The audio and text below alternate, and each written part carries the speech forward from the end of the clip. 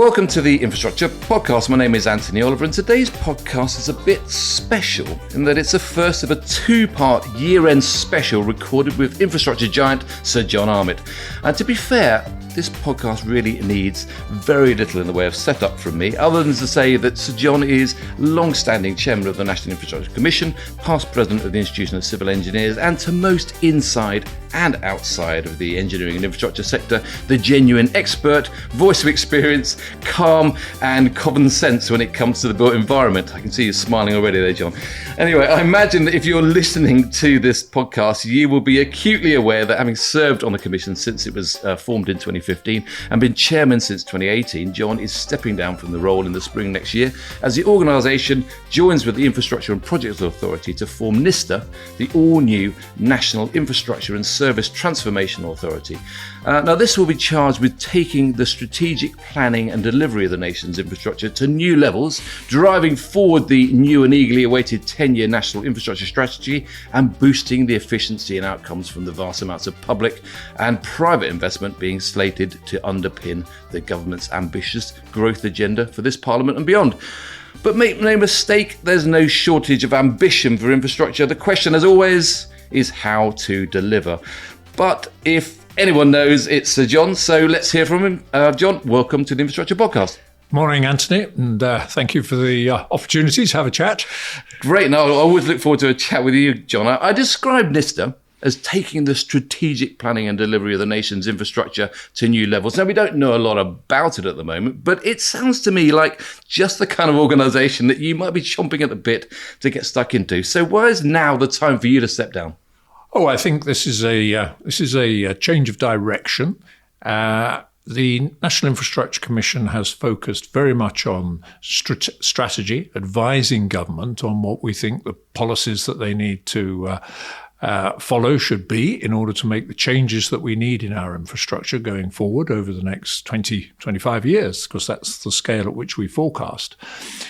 What the NISTA is seeking to do is change the emphasis away from simply making recommendations about the strategic direction that we need to go to delivery. Right. I mean, we've heard from this government, delivery, and NISTA, I think, is a reflection of that. So the focus is going to be on, first place, create this strategy, which they'll publish, as you say, next spring, and then to take that strategy, turn it into a pipeline of projects, and NISTA will be there to make sure that those projects are the right ones, the right projects are coming forward to deliver the strategy, that the projects are actually fit for delivery, that they've been well thought through, that's the right business case.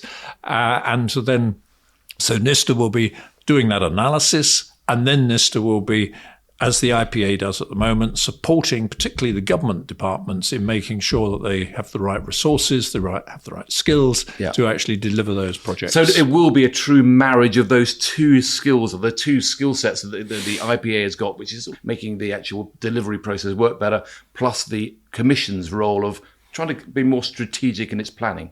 Well, I think, yes, the slight change in emphasis for the Commission's role is it won't be looking 25 years forward. It will be looking at the projects which are coming forward to make sure that it can, in a sense, as the government says, put guardrails around those schemes to make sure the right ones are coming forward, which fit into that strategic pipeline. Right, yeah.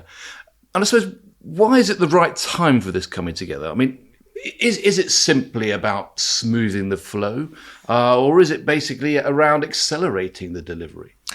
Well, I think the whole idea of having a 10-year strategy, of course, is to have some consistency and to make sure that we're not chopping and changing, so that we've got a longer-term view from government about their pipeline of future opportunities. That's the key thing, and the key thing which investors and which supply chain want to see is consistency of policy. Well, we'll get stuck into that a bit later on, but there's no question, because that for me, that consistency and clarity over policy is one of the key things. But there's no question that government's placed infrastructure investment, both public and private investment, firmly at the heart of their drive for growth. But of course, infrastructure delivery takes longer than single parliaments. I mean, will there be time for the seeds of this new government's ambition to really, bear fruit?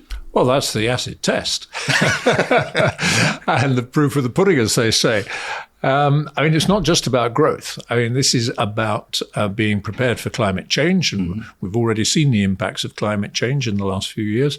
And, of course, it's getting ourselves to that net zero position. Yeah. And, in fact, the targets which the government set both in 2035 with its carbon 6 targets and, in fact, the targets for 2030, which are extremely ambitious, those can only be met if there is a strong focus on delivery and a strong focus on making sure that there is a consistent strategic direction. And I think that's what this government is trying to achieve. There are, of course, risks, and people do talk a lot about the risks. For example, will there be less independent scrutiny of the nation's infrastructure? Because that's, one of the things that the National Infrastructure Commission has really done well is it's had an independent voice. It's been able to say things that perhaps a government department wouldn't. But, will we be moving to an environment where there's more politically driven investment, an agenda designed to hit targets, perhaps? Well, and that's what's essential, because, as I've said many, many times, there is no infrastructure without politics. Right. So you can't get away from them. It's no good just having an independent view. Politicians have got to be prepared to accept those views. Right. Now, different governments over the last 10 years have accepted 80% of the recommendations we've made. Turning those recommendations and accepting them into delivery, I think, is the challenge. Yeah. And that's what clearly NISTA is focused on trying to achieve. But you get what I mean about having an independent voice. Somebody's prepared to say, no, in the long-term interests of the nation, it will be better to do A, B, or C, rather than maybe a short-term investment which may meet a political need. Well, I think there'll be no shortage of independent voices. Right. The ICE, for a start, has for a long time produced its annual assessment of what progress is being made, and there's no shortage of think tanks around. And industry itself, of course, will make its voice heard. Yeah. So I think there'll be plenty of voices saying, hang on, we're not going in quite the right speed or in the right direction. Well, you could also argue that there's been no shortage of plans and strategies over the last few decades. Let's talk about turning policy into delivery. You mentioned this new 10-year national infrastructure strategy in the spring. Why is that so important now, and why does it differ perhaps from the current pipeline we have? Well, I think the point that we've always made about the pipeline, when I say we, the industry at large, has made about the pipeline, is to what extent is it a wish list? Yeah, it's been a list of several hundred projects. And then when you look at it, you say, well, that's all very well and good, but only about a third of those have got any money attached to them. Yeah. So are they real in any case? And I think the challenge for this 10-year strategy, and that is why it's being combined with the spending review. So what we will see next spring is both the spending review and the infrastructure strategy coming out together along, I believe, with an industrial strategy as well. So you'll have a three-cornered hat. And the key thing is to have aligned some spending by the government and its willingness to spend. It's changing its fiscal arrangements in order to create more headroom for that spending. But also it's got to put in place the ability for the private sector to feel confident about its, because there's more money coming from the private sector over the next 20 years than public. You're looking at 50 billion a year private sector money and sort of 35 billion a year from the public sector. So creating that right environment, we know about the planning needs, the need to revise the planning regime in order to accelerate that to be another encouragement for the private sector. But it's consistency of strategy and policy which the private sector need. Well, you just wrote to Chief Secretary of the Treasury, Darren Jones, setting out how the Commission will support and inform the development of this 10-year strategy. And you said that the NIC's second National Infrastructure Assessment should provide the underlying foundations for this strategy. Yes. So is your vision for the strategy largely, I suppose, already out there? Yes, we've published NIA2 in 23. We did our annual progress review earlier this year. So those two things together tell us where we need to be and what pace we're proceeding at the moment. So those provide a strong basis for then saying, okay, given that long-term assessment which was made in 23, given the progress review which we published in 24, that provides a bedrock on which you can then build that strategy. going forward for the next 10 years. Anything missing? I know you've got some further work that you've got planned at the NIC to add to that, but where are the areas that perhaps are missing that are emerging now? We've got one particular report which we're going to publish in the new year, which is on the distribution network. Right. So everybody is a lot of noise made about the transmission network, and we've got to get the electricity from the North Sea across the country to the places that it's needed. But that's the high voltage stuff. The stuff we get in our homes, of course, is the lower voltage, which comes through the distribution networks. Yeah. And our report will set out where we think there needs to be a picking up of the pace on that, because to date the regulator and the companies have been fairly satisfied with the status quo. Nobody has been screaming too much about a shortage of power at the plug. But given that we're going to be doubling the demand over the next 15 years with heat pumps, with EVs and all the other, the whole world will become electric, basically. Yeah. And so we've got to have a stronger network of distribution points, and we will set out our recommendations for that. Which, of course, what that comes down to is really making that balance between short and long-term national and local political priorities. Quite often they are, as well as technical priorities. Well, indeed. And the local, of course, is very important in all of this. And that's why we've seen an increasing discussion both about the need for spatial plans at a national level, but equally spatial plans at a local level. So you know what you're going to require where, you know what you're going to position where, and that's thought through in a careful way rather than just a haphazard way. Yeah. Which brings me nicely on to the reform of planning. You touched on it just a moment ago, but at the recent TIP Live conference in London, past IC President Ed McCann, he pointed out the reality that the government really has to convert the vast amounts of infrastructure investment ambition into tangible benefits to the public, i.e. stuff that people can see and feel, making their lives better. And he said if they don't, they risk simply being booted out of the next election. Yep. Given the different, the current delivery challenges, is it possible to turn that investment into real tangible differences to people in their pocket and in their lives? Yeah, well, this is where you come into the sort of political balance and challenge of short-term and long-term. Mm-hmm. So on the one hand, we often criticize politicians for being short-term in their thinking, but that's not surprising because the public expect early results. Well, absolutely, yeah. And therefore, in our most recent long-term assessment, we actually said you've got to get focused on maintenance. You've got to get focused on having money in the short term, for example, for fixing potholes, or, for example, being able to encourage the water industry and others to make sure that we're reducing the pollution in rivers. Because if the public at the moment particularly are focused on those two things, pollution in our waterways and in fact the poor quality of our roads network and the need for more maintenance and to fix the potholes. So on the one hand, you've got that short-term activity, and at the same time, you've got to be laying up the longer-term ambition for public transport, which is going to help to achieve growth, and for the longer-term requirements of dealing with drought in the future, and dealing with floods in the future, which is we've seen increasing. Yeah. Which are those vital, nationally significant infrastructure projects, which I suppose they largely lay the foundations for the state of the nation. Clearly one of the critical issues for any strategy is reforming planning and across, all social and economic infrastructure. But Lord Banner has just completed a review looking at nationally significant infrastructure projects and the legal challenges or the legal process around that. He's made a number of recommendations, and the episode last week I spoke with Robbie Owen in quite a lot of detail around that. But what do we need to do to really accelerate the delivery of that planning process around those nationally significant projects? Planning is difficult, and I don't think we should pretend otherwise.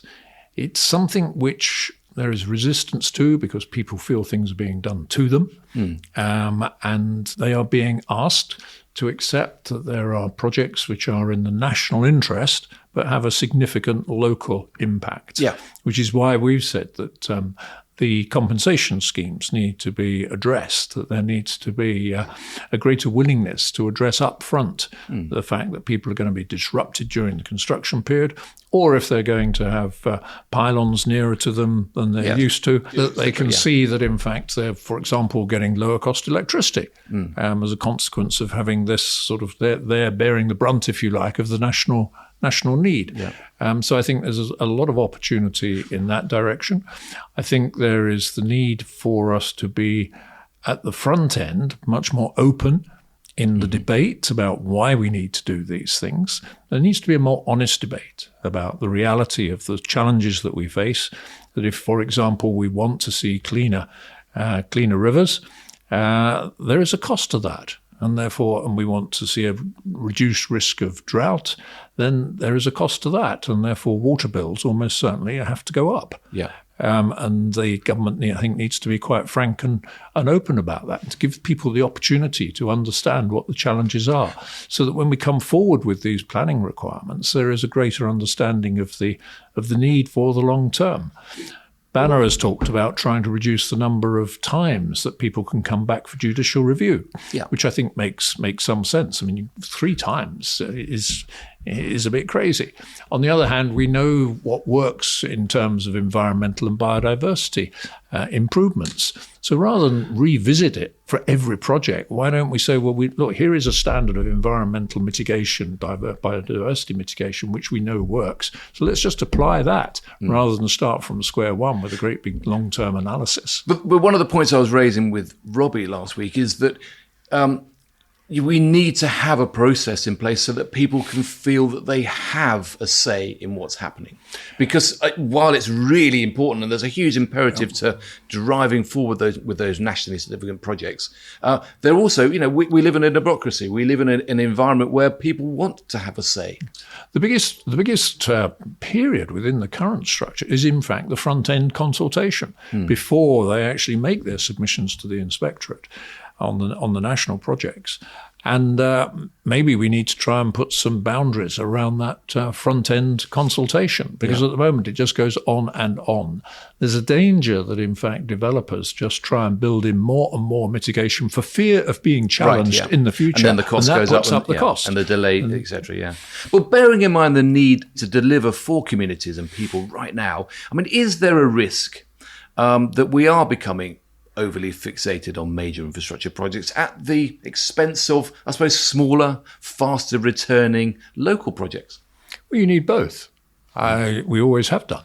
You need to look at and this is why we've argued for devolution of decision making and funding to local authorities, so that in fact they understand their local needs, they can see what they need to do at a local level, and in fact have the assurance of the funding for that. And one of the better consequences that we've seen in the last 2 or 3 years from the recommendations we've made from government is the fact that they have started to allocate long-term 5-year funding to some of the combined authorities. And we've said that's great for the big combined authorities. We need to take it on further and include some of the other authorities, not just the combined authorities. Well, of course, the new Planning and Infrastructure Bill is expected to become law, sometime in 2025, maybe at the end, who knows.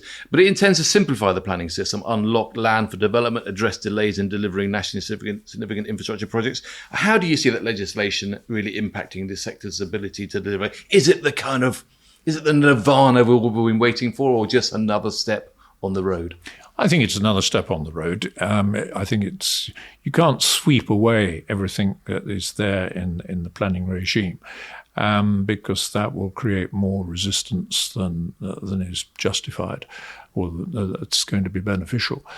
These are continuous, I think, developments. It's not just about infrastructure, as we know. It's about housing as well. The government's talking about bringing back the targets for the number of homes. We've got to make sure, though, that those homes are built in the right place, and they're not just spread arbitrarily across the whole country, because the need isn't like that. The need is fundamentally around our big towns and cities, which means densification. Densification needs to be addressed. And also with the infrastructure. The infrastructure which goes with it. Whether that's water, whether that's transport, etc. And some of the work which we're doing for the government for its 10-year strategy is to look at how the economic benefits are best achieved with infrastructure, how we link up infrastructure both between modes, for example, road and rail, but also how we make sure we've got the right infrastructure which is going to support the industrial strategy and is going to support the housing strategy. Well, it's got three anticipated outcomes, of course, which is, as you say, increased housing supply, faster infrastructure delivery, and a boosting of economic growth, which I suppose underpins everything which the government talks about nowadays. But we've had these kind of ambitions, I suppose, for quite some time. Why is now the moment that you think we should be, or we could be really? Well, I think there's nothing else. We're running out of time. Right. Yeah. We've seen, I think, time and time again recently, the impacts of climate change, not only in this country, but across Europe. I mean, look at what's been happening in Spain recently. Levels of flooding that they've never seen before. So I think the resilience of our infrastructure is a really urgent target and matter to be dealt with, as is, of course, reducing our carbon footprint. And we've got our long-term 2050 targets, which, as I say, is not so far away. And we've got our 2035s, we've got our 2030s. These targets are ambitious, but they are important. Without targets, you've got nothing to aim for. And these are literally within the next 5 years, we're looking at really significant increases in our renewable energy, whether it's from offshore wind, onshore wind, which is now back in the game, or solar. Those require big investments. Those require confidence from the private sector so that they can invest. That requires government to be giving the right direction to regulators about the importance of investment, not just cost to the consumer, but the importance of the investment. And it requires them to have confidence in the planning regime, and it requires them to have confidence that, for example, they're not going to have windfall taxes slapped on them every couple of years. These are all important to the private sector. Without the private sector, we don't get this rate of change. We don't get the resilience. We're not able to respond to climate change. Yeah, and we're also relying, of course, on the private sector to tackle housing, because housing is really ramping up in the agenda in terms of the nation's need. We do need to build more houses, and the government's got a 1.5 million target, which they've set. I mean, is this planning regime going to help that? My personal view, this is with NIC, we've never had to deal with housing. So on housing, it's a personal view. And I've had a personal view for a very long time that, in fact, the only time we've built the sort of volume of houses that we're now talking about was in a period when there was a mixture of public housing through what was called council housing when I started work, and private sector. And I think unless we've got that blend of private sector together with social supported with public money, we will not get to the numbers which are required. Yeah, which I suppose the bill, it leads to the fact that the bill also highlights the role of local authorities and empowering them to manage local planning decisions. I mean, how do you think that that this planning process could better incorporate local communities and other key players locally to drive that kind of increase in local housing need? Well, I've been involved for a number of years with one of the major house builders, and we would spend a lot of time talking to local communities about what we were seeking to do, the balance between private and social housing, the placemaking. This is not just about individual units. This is about creating places where people want to live. They may have their work close by and they need to have their work as close as possible. You need lots of green space. You need a sense of somewhere where there is a community. And you don't do that just by sitting in an office doing some plans. You've got to go out, you've got to talk to people, you've got to talk to them about what they would like to see. And if you do that, then you start to get a community support for these schemes. And it can take a year, it can take 2 years before you actually start doing any construction.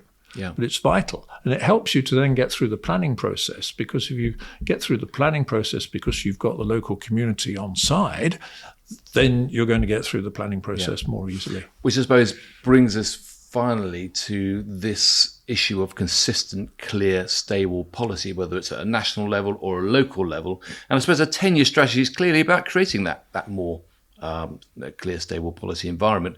It's currently a major factor, I imagine, discouraging private investment, or at least making investors very wary of the UK market. I mean, is that about to change? Well, it'll only change when they can see the right signals. Right. So, I mean, we're competing with the rest of the world. Many countries are trying to do what we're trying to do. So everybody is competing for for the money. So we have to make the UK a more attractive place to bring their resources.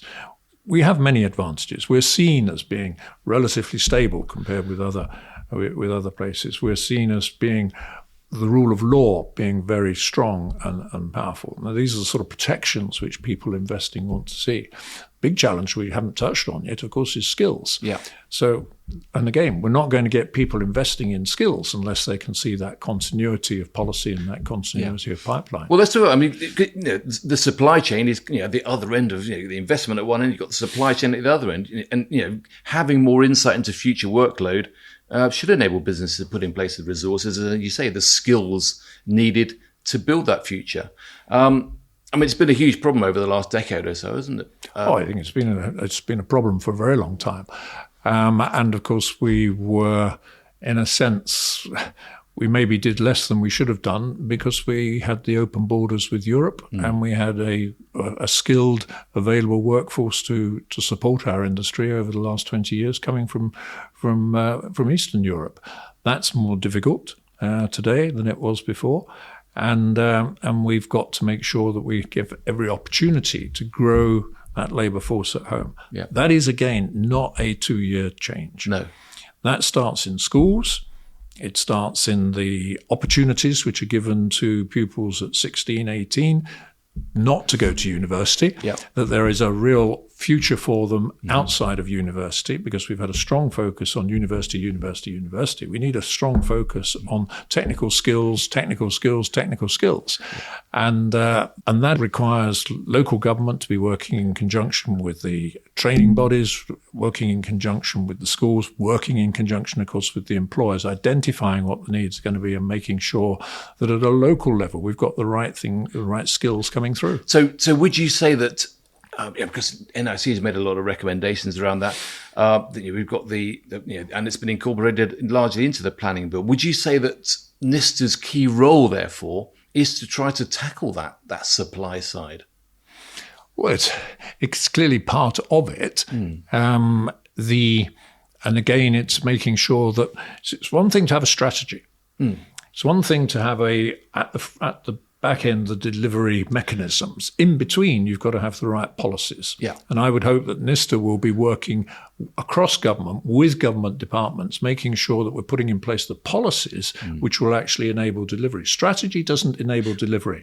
You need strategy plus policy to enable delivery. And ultimately, you need a supply chain that's on board with it all and understands it all and really wants to engage in this particular market. Yes, and you want to know that you've got the right structures, contractual structures in place. Contractors need to make a profit. Yeah. They've never made very much profit at all. They've very often taken risks, and we've seen the collapse of quite significant companies, several of them over the last 10 years. And therefore, we need to avoid that. Contractors are getting wise. Contractors are saying, well, I've got to have my red lines. I've got not put myself in a position where I'm just taking risk which is inappropriate to my business and its future. That requires a different form of client leadership. Yeah. It all flows from the client, and to a large extent, the government is the client or the private sector investors are the clients. And they have to take the lead in making sure that we've got a form of contract, a form of relationships which is collaborative. We know we've got Project 13 talked about over the last few years, the enterprise approach. I think that is the sort of approach which we need to take, where we're around the table together, supply chain, client, tier one contractors, talking openly about the challenges and pricing them properly. There's so much to talk through, but I'm going to draw this particular first part of our conversation to a halt there. In the next episode, I really want to get stuck into your reflections on a decade at NIC, thoughts about how to transform the sector's ability to deliver projects, plus much more, including maybe how to properly engage the public in infrastructure delivery. But just to round off today, John, we're in a hugely competitive international market, as you said, for skills, for talent, for capital. Do you see the government's new strategy and reforms, as I said, the planning bill we've referred to, do you see that helping to make the UK more attractive to the best international infrastructure players? Yes, I think we can. The government is setting itself ambitious goals. It needs to have the courage. It needs to move quickly. We can't spend a couple of years talking about this. You have to make real change in the first couple of years for any government, because then you're on to worry about the next election. So speed is essential. That means speed of decision making. It means speed of making sure we've got the right policies in place. NISTA, I think, is part of that, but it flows across planning, as we've said. It flows across DESNES, flows across a whole series. DEFRA, particularly important in all of this. So we need government to be showing strong direction at the top, pulling its departments together, not having a series of silos, but recognising that everyone's got to be joined up in delivering this. If we can do that, then the UK has massive opportunities. Great stuff. Well, I'm slightly worried that you're not going to be there to be holding their feet to the fire, John, but we'll get on to that next time. A huge amount to talk to, and as always, it's a real pleasure to spend time with you chatting through these issues, John. But thanks so much for joining me today on the Infrastructure Podcast, sharing your thoughts in the first of this two-part special, which we'll carry on in the next episode. So thanks very much. Thank you. Well, thanks, John. That's all we've got time for today. But as I say, we'll be back with part 2 of this interview with Sir John, which will be published just before Christmas. If you haven't done so already, do check out the Infrastructure Podcast website, www.infrastructure-podcast.com, where you'll find background information and all the latest podcasts to listen to and to share. So thanks for joining us. Thanks again to John, and I look forward to seeing you again very soon.